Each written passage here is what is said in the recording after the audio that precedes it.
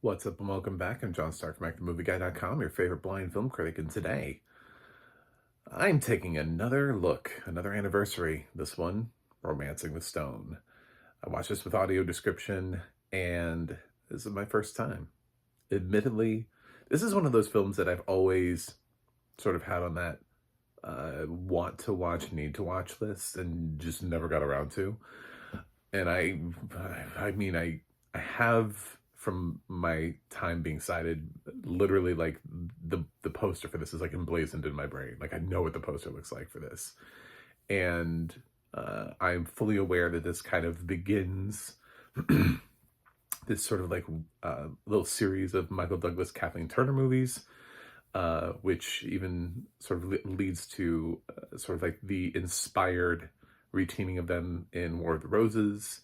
Of course, later on, even as recently as the Kaminsky Method, Kathleen appeared on the show. So this is the beginning of one of those sort of like great on-screen pairings where these two people had just sort of palpable chemistry. And I'll start in here. It's like Tom Hanks and Meg Ryan started somewhere. So what is this about? Well, if you're young, younger than me, which not many people are, I get it. I'm a pretty, but if you do so happen to be, like a toddler in life or something like that, you may have seen this movie already. It was basically The Lost City, uh, Sandra Bullock and Channing Tatum's movie. Really, really almost is a ripoff of this movie.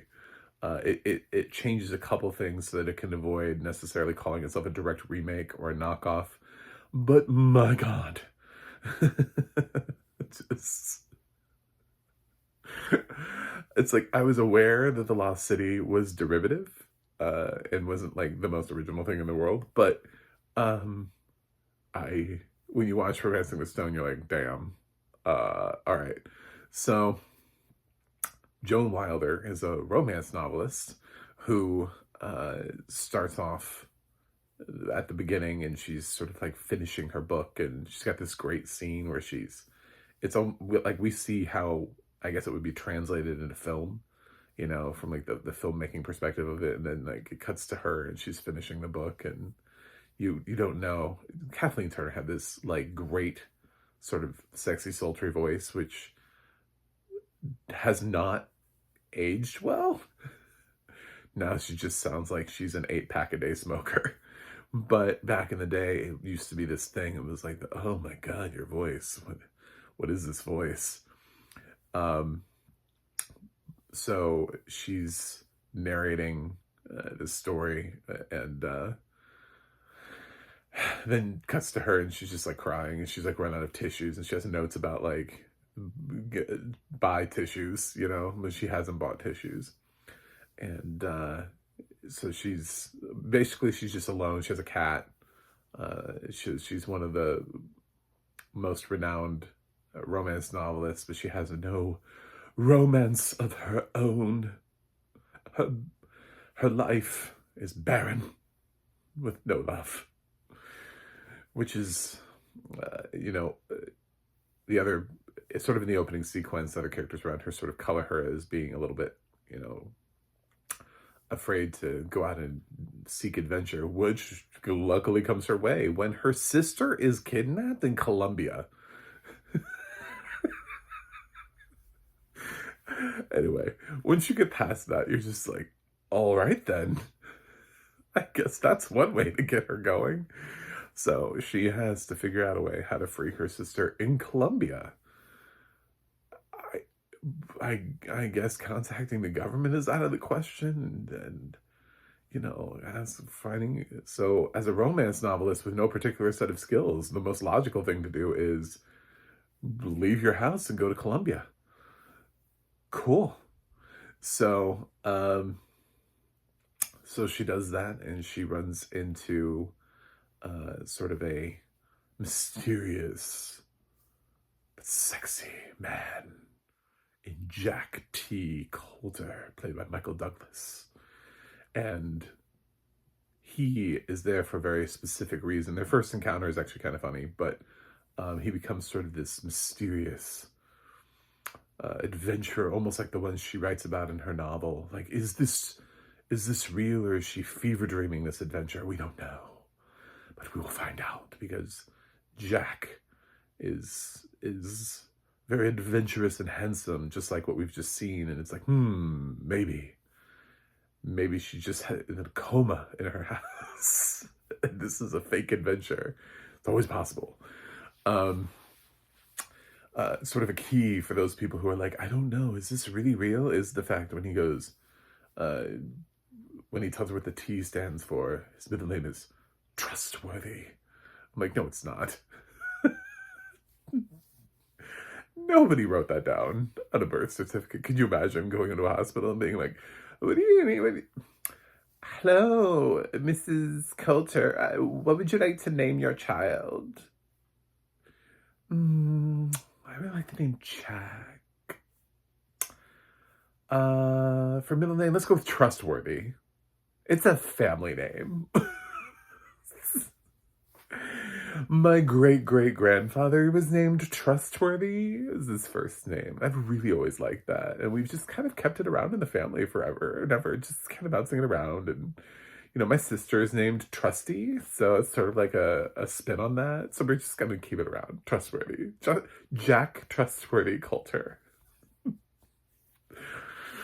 Anyway, so to add to the silliness of him saying his name is Trustworthy, then they go on this adventure through the wilderness where they're trying to, she pays him like, I don't know, some like a really low amount of money in traveler's checks, but especially by today's standards, like especially if you're gonna hire a guide and you're like, $375? All right. Sure. I can swing that, even with inflation, to have somebody, you know, show me, be my guide around Colombia. Eventually they sort of run into this like drug kingpin area, and then they catch, you know, the drug lords are after them. Jack really wants to get this stone, obviously, because it's romancing the stone. So there's El Corazon, it's this gem or whatever that they're trying to find. It's a MacGuffin, basically. It's not really anything you need to pay attention to. They still need to get the sister. And Danny Devito pops up along the way. Not that he ever needed to, but he does. And although he does lead, there's this one sort of humorous scene where Jack is leaving on a boat and he can't, like, he doesn't get Danny right away. And Jack's like, I'll be back. And he's like, when? Soon, when? This is like, I felt like it was one of those things, had to be slightly improvised, because it just kind of feels like, when are you coming? I'll be back later. What time? Noon. You know? And that wasn't the exact dialogue, but it's one of those things where they go back and forth for far too long. Like, other directors would have just been like, I'll come back for you. Okay. Then we just leave. There's a lot of cute stuff here, and they have these two have good chemistry, Michael Douglas and Kathleen Turner, and the romp through the Colombian jungle is fun. Jack is an interesting lead. The funny thing here is I look at the case, because everybody always says, well, we can never have another Indiana Jones. Like, we've been incapable. We've tried so many times, right? They've tried with like Sahara, you know what I'm saying? Like, they've tried to create these franchises, and I called them out with like National Treasure through my National Treasure reviews, which I also did because it's the 20th anniversary of National Treasure this year. So I pointed out, it's like, well, here's a character who is going on adventures, and we made 2 films with him, and they were both successful, by the way. It's not like the second film bombed. It was still successful. They could have kept making National Treasure movies. They just chose not to. So every time people like in Hollywood like bemoan the inability to create a franchise like Indiana Jones, I'm like, you've done it. You just refuse to follow through with it. Like, you just refuse to do the work necessary. And if like the slightest little hiccup is thrown at you, you're just like, no. So like here with Jack, Uh, the only perceivable problem that I come across is the fact that he's not actually the lead of the film. She is. And even though he is certainly dashing and daring in certain moments of the film, really it's all about her own personal growth and her starting to live one of these adventure romance things that she actually writes. So this really is Kathleen Turner's movie. So I can kind of understand why we didn't see like 8 movies with Michael Douglas in this role. But at the same time, it does feel like it's adjacent to that character. So I don't know why, obviously there's Jewel of the Nile, but um, this is sort of like a National Treasure situation where they're like, how many more times can we do this? Not many. We're going to eventually have to do War of the Roses. Um, so that's fine. I like the film. One of the reasons I also have always wanted to see this film is it's directed by Robert Zemeckis. And obviously this is part of his career. This is the era in which Zemeckis was really sort of knocking films out that were still quality when people were still like, ooh, Robert Zemeckis, the possibility. This is Back to the Future. You know what I'm saying? Like, this is at that time period. So most of the people who have a problem with Robert Zemeckis have a problem with Robert Zemeckis' later work. They don't really ever hammer his earlier work. Most people agree that the first half of his career is pretty solid. It gets spotty in the later half. So yeah, this is fun. It's a fun sort of cute rom-com adventure. And Michael Douglas and Kathleen Turner have excellent chemistry. I thought the audio description was really pretty good. We need to describe more 80s movies, certainly. But I know that this is a classic. This is actually, it hasn't even been a full year yet. At the beginning of 2024, I reviewed Somewhere in Time. I did it without audio description. I was just trying to catch up on, it was like Oscar season. I was just doing random movies that have been nominated for Academy Awards. By the way, this has an Academy Award nomination in film editing. So I could have used this. I could have qualified this as being a film that was nominated for an Academy Award that I'd never seen before. But I did use Somewhere in Time. And I know I've met several people throughout my life that they've listed that as being one of their favorite romantic comedies. And I've also met people who this is one of their favorite romantic comedies of all time. So that's why it's always tracked for me, is because it's one of those films that's always been recommended where people are like, oh my God, I really love this movie. And I hear that more than once.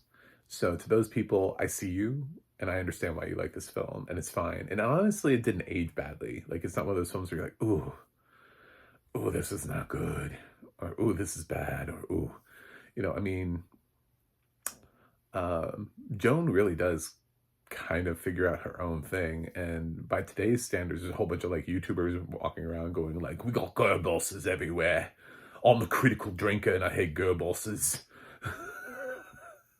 Ray is one of them. It's like, well, 1984, Joan actually kind of does more of the work in this film than he does. So our girl boss is really new to film? I don't think so.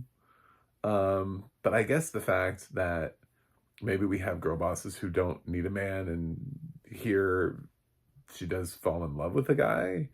But then again, that is part of the thing. I don't think that's like demeaning towards women. This is probably maybe the perfect balance for being a girl boss who also is a romantic lead, because you handle yourself in a way which is sort of unrealistic, because she has no particular set of skills in terms of this at all. There's no real indication she's ever left her apartment, or is useful in any specific way. But throughout the course of the movie, she builds this strength in this character and this courage. But she also, part of the thing is that she's a romance novelist that has no romance. So she's been writing characters like Michael Douglas for years. So it makes sense that she would fall in love with Jack Coulter. You know what I'm saying? Like, when you spend that much time writing the personification, and then this guy walks in who's basically this character that you've been writing about all this time, of course you're gonna fall in love with him. Like, I don't see this as being any sort of like, this doesn't take women back. This doesn't fail some sort of Bechdel test. This has to pass the Bechdel test. I'm sorry, I don't even know what this is, but she's strong and she gets what she wants at the end of the movie, and it all works out, I think, at the end of the day. Some really great moments. My favorite is the one where she shows up and looks like things are not going to pan out for them. They go to a place that's like a car rental place, and first Jack tries to rent a car and it doesn't work out. The guy's like, no. And then and then he says something like, well, let's see how you get yourself out of this, Joan Wilder. And then the guy's like, Joan Wilder? The Joan Wilder? And you're like, wait, it's cute. It's a cute gag. Like this sort of like somewhat menacing, you know, loosely tied to this drug zone that they're in with this like fake town that's all like these drug bosses and stuff. That he's a big fan. He's like, this is her. I've read her books before. This is the Joan Wilder. So yeah, I love that. That's a great scene. But I don't know. She's good in a lot of scenes. She has a lot of really good moments in this. I really love Kathleen Turner as an actress, and she just kind of vanished for a while. I think I don't know. I'm probably, if I dug up, there'd be some like personal reasons behind it. But earlier I struggled with, because I really wanted to do Serial Mom, but at the time that I saw where it didn't have audio description. I was like, damn, I really want to do that because it's a 1994 movie. It would have been 30 years. So I'm happy I got to do something for Kathleen Turner this year because is a great actress, and I think because she hasn't really, there's a chunk of time in which she didn't really work, or definitely was not at the level at which she used to be.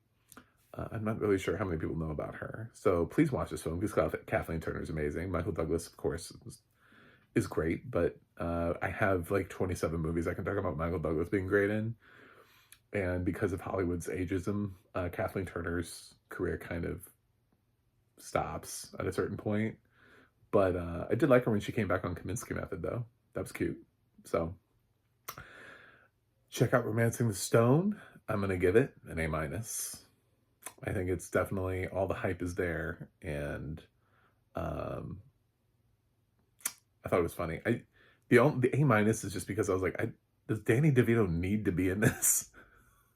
Like, I felt like when he's introduced and like the reasons why he's there and everything, I was just like, do we need Danny DeVito in this? Did we need him? Or could the movie have worked without him, is the question. That's what I wonder.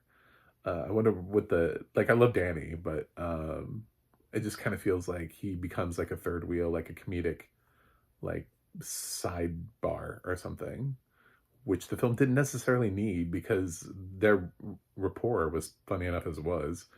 And Kathleen Turner has great comic timing on her own. So the film just doesn't need Danny. But then again, I could make the same case for The Lost City. Do you need Brad Pitt? He's funny, but does that film need him is the question. So